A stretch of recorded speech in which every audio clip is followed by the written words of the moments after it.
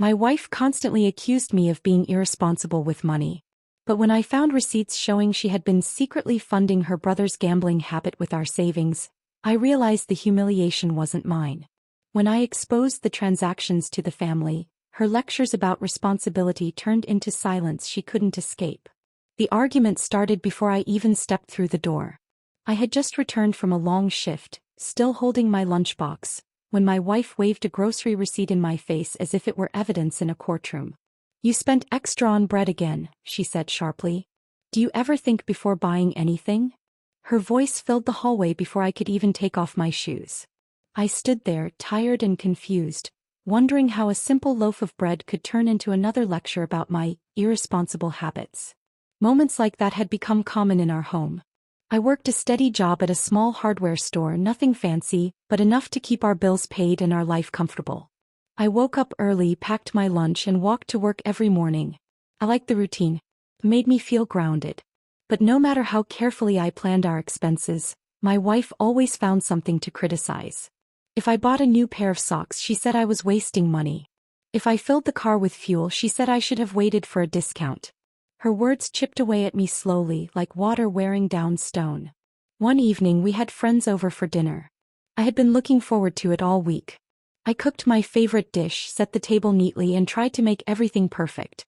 But halfway through the meal my wife laughed loudly and said, "You know him, he can't handle money to save his life." Everyone chuckled politely, but I felt my face grow warm. I forced a smile, pretending it didn't bother me. I didn't want to ruin the evening. I didn't want to embarrass her. So I swallowed the hurt and stayed quiet. Her brother, Mark, was another constant presence in our home. He showed up unannounced, usually with a dramatic sigh and a story about why he needed help. Sometimes it was a broken car. Sometimes it was a temporary setback. Sometimes it was a friend who owed him money. The stories changed, but the pattern stayed the same. He always needed something. And my wife always defended him. "He's family," she would say firmly. "He's going through a tough time." If I questioned anything, she accused me of being selfish. I tried to ignore my doubts. I wanted peace. I wanted our marriage to feel steady again. But the tension kept building, quietly and steadily, like a pressure cooker waiting to burst. One afternoon, while checking our joint bank account to pay a bill, I noticed a withdrawal I didn't recognize. It wasn't a large amount, but it stood out. I scrolled further and found another one. And another. My stomach tightened. I double-checked the dates, wondering if I had forgotten something. But the numbers didn't make sense. They weren't mine. That night, I approached her gently. "Hey," I said, keeping my voice calm. "I noticed a few withdrawals I don't remember making. Do you know anything about them?" She didn't even look up from her phone. "Why are you checking the account again?" she snapped. "You always get confused with numbers." "I'll handle it." I tried again. "I'm not confused. I just want to understand." She cut me off sharply. "There you go again. Always doubting me. Always acting like you know better. If you managed money properly, I wouldn't have to fix everything." Her irritation stung more than the words themselves. I wasn't accusing her. I wasn't angry. I just wanted clarity. But she made me feel like I had done something wrong simply by asking a question. Over the next few days, the withdrawals continued. Small amounts at first, then slightly larger ones. Each time I checked the account, a quiet worry settled deeper inside me. I didn't want to jump to conclusions. I didn't want to believe anything bad. But something wasn't right. One evening, after she went to bed early, I sat alone in the living room, staring at the dim light from the lamp. The house felt unusually quiet. I thought about the years we had spent together, the promises we made, the trust one had always given her without hesitation. I thought about the way she dismissed my concerns, the way she made me feel small, the way she defended her brother no matter what. A part of me wanted to ignore everything and pretend life was normal. But another part, the part that had been quietly hurting for months, refused to stay silent anymore. The next morning I woke up with a strange heaviness in my chest. I went through my routine as usual, shower, breakfast, walk to work, but my mind kept drifting back to the account. The numbers. The withdrawals. The unanswered questions. I felt trapped between wanting to trust her and wanting to protect myself. During my lunch break, I sat behind the store eating a sandwich and thinking about our marriage. I remembered the early years when we laughed easily and shared everything. I remembered how she used to hold my hand when we walked through the park. I remembered how she once told me she admired my honesty. Somewhere along the way that warmth had faded. And I didn't know when it happened. That afternoon when I returned home, I found her brother sitting on our couch again. He looked nervous, tapping his foot rapidly. My wife stood beside him, arms crossed, whispering something urgently. They both fell silent when they saw me. Something about their expressions made my heart beat faster. "Everything okay?" I asked. "Just family stuff," she said quickly. "Nothing you need to worry about." Her tone was final, dismissive, almost protective, of him, not me. That was the moment something inside me shifted. A quiet realization. A quiet resolve. I wasn't imagining things. I wasn't overreacting. Something was happening behind my back.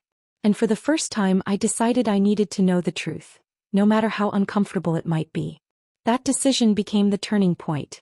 The moment the cracks in our marriage stopped being invisible. The moment I stopped blaming myself. The moment I started looking deeper.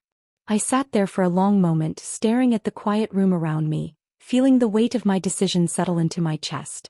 The house felt different now, still, almost watchful, as if it knew something had shifted inside me.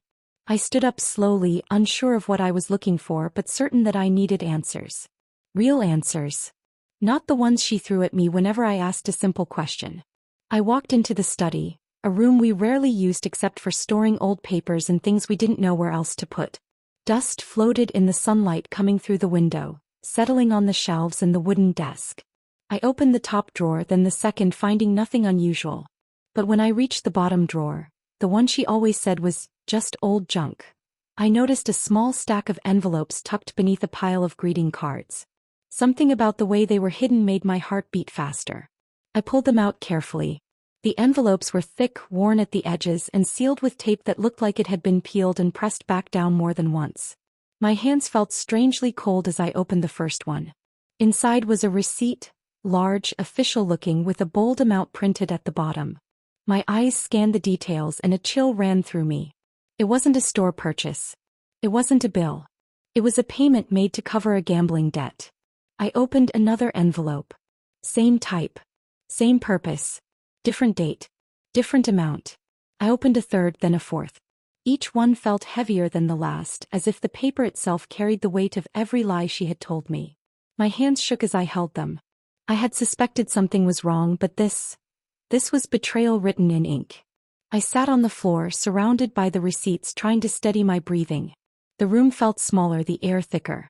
I closed my eyes for a moment and memories began to surface. Memories I had brushed aside, ignored, or explained away because I wanted to believe her. I remembered her brother showing up late at night, looking nervous, asking for a little help with vague explanations. I remembered her stepping outside to take phone calls, whispering urgently, then returning with a forced smile. I remembered how she snapped at me whenever I asked simple questions about money, accusing me of being suspicious or irresponsible. Now, every moment connected like puzzle pieces I had refused to assemble. I gathered the receipts into a neat pile, my fingers trembling. I didn't want to jump to conclusions, but the truth was staring at me from every page. I opened our laptop and logged into our bank account. The withdrawals I had noticed earlier matched the dates on the receipts. My stomach tightened as I scrolled through the transactions, each one confirming what I didn't want to believe. She had been using our savings to cover her brother's gambling habit. I printed the statements quietly, listening for any sound that might indicate she had returned home. The printer hummed softly, almost nervously, as if it understood the weight of what it was producing. I placed the papers in a folder and hid it inside my work bag. That evening I acted normal. I cooked dinner, asked about her day, and nodded along as she talked about small things. She didn't notice the stiffness in my smile or the way I avoided her eyes. She didn't notice how carefully I watched her movements, her expressions, her tone. She didn't notice anything at all. The next day at work, my coworker Tom noticed my silence. He was older, calm, and someone I trusted more than most. During our break, he sat beside me and said, "You look troubled.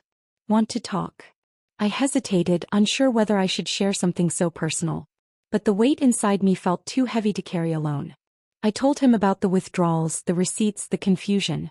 I didn't mention every detail, but enough for him to understand. He listened quietly, then said, You should speak to someone who understands finances better. A professional. They can help you see things clearly. His suggestion made sense. I didn't want to confront her without understanding everything. Tom gave me the number of a financial advisor he trusted. He's patient, he said. He won't judge you. That afternoon I called the advisor and scheduled a meeting. When I arrived at his office the next day I felt nervous, almost embarrassed. But he greeted me warmly and asked me to explain everything from the beginning. I handed him the receipts and bank statements. He studied them carefully, occasionally making notes. After a few minutes he looked up and said, "These transactions were made without your consent. And they're not small mistakes. They're deliberate." Hearing those words felt like a quiet confirmation of everything I had feared. He explained the patterns, the amounts, the frequency. Everything pointed to the same truth. Money had been taken from our savings to cover her brother's gambling habit. And she had kept it hidden from me. When I left the advisor's office, the air outside felt colder, sharper. But inside me something felt strangely steady. The humiliation she had thrown at me for years. The accusations, the lectures, the blame. None of it belonged to me. It had never belonged to me. That evening, I sat alone in the living room, the folder of receipts and statements beside me. I looked around the house we had built together, the home I had worked hard to maintain, the life I had tried to protect. And I realized something important. The truth wasn't something to fear. It was something to face. I wasn't going to hide it. I wasn't going to bury it. I wasn't going to let her twist it into another accusation. The truth was hers. The consequences would be hers. And I was finally ready to take the next step. That thought stayed with me the entire morning as I got dressed for the family gathering. My hands moved slowly, almost carefully, as if they understood the weight of what I was about to do. I slipped the folder of receipts and statements into the inside pocket of my jacket. The papers felt heavier than they were, not because of their weight but because of the truth they carried. The drive to my in-laws' house felt longer than usual. The sky was clear, the roads quiet, but my mind was anything but calm. I kept replaying everything I had discovered.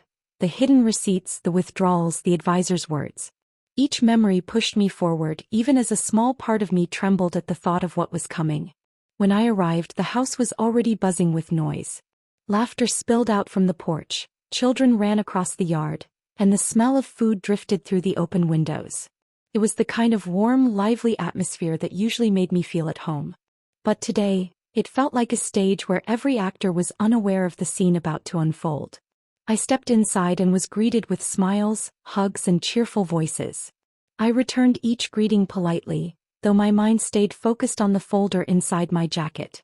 My wife stood near the dining table, arranging plates with a bright smile. When she saw me, she walked over with a confident stride. "You made it," she said, adjusting her hair. "Try not to overspend on anything today, all right?" She laughed lightly as if it were a harmless joke. Her words stung, but I didn't react. I simply nodded. She had no idea that the man she was mocking wasn't the same man who had stayed silent all these years. She didn't know I had walked into this gathering with the truth in my pocket. As more relatives arrived, the noise grew louder. People chatted about work, children, and everyday matters. I stood near the window watching the sunlight fall across the room, trying to steady my breathing. My heart beat steadily, not with fear, but with a quiet determination that felt new, almost unfamiliar.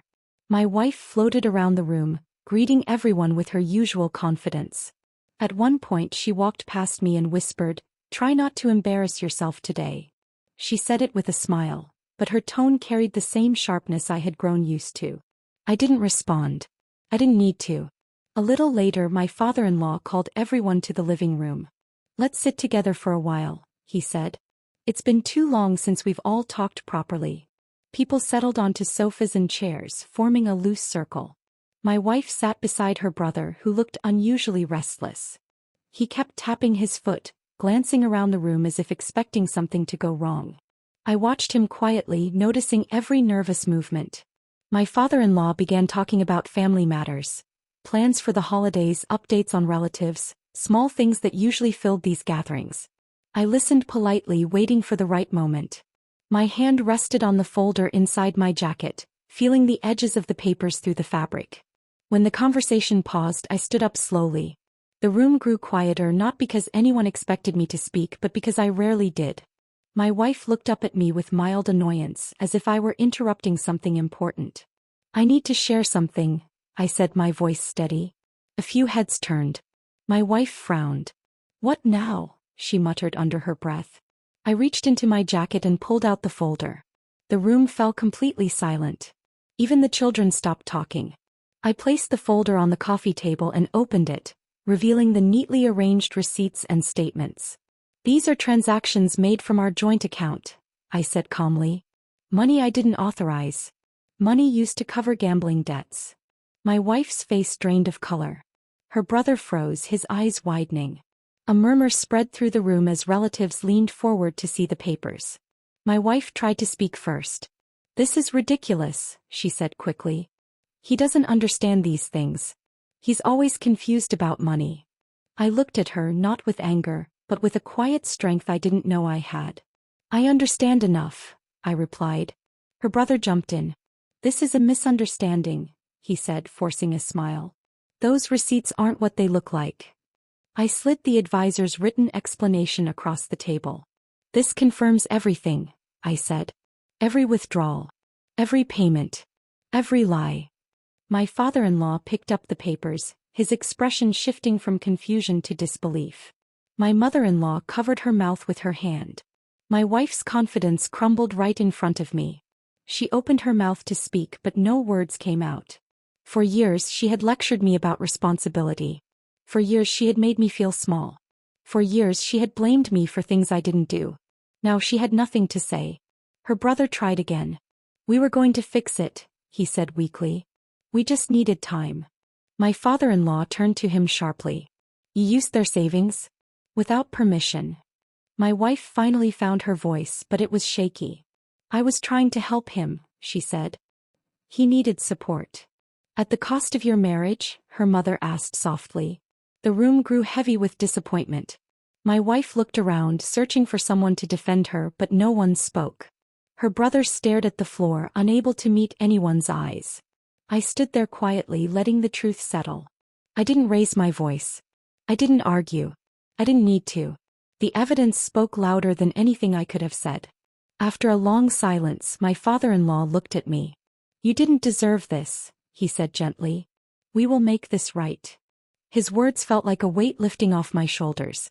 Not because I needed validation but because the truth was finally out in the open. My wife sat frozen, her confidence gone, her voice lost.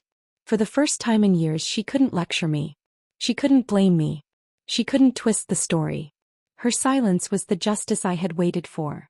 As the gathering slowly returned to normal conversations, I stepped outside for some fresh air. The evening breeze brushed against my face, carrying the scent of the garden. I closed my eyes, letting the calm wash over me. I had walked into that house with fear and determination. I walked out with dignity.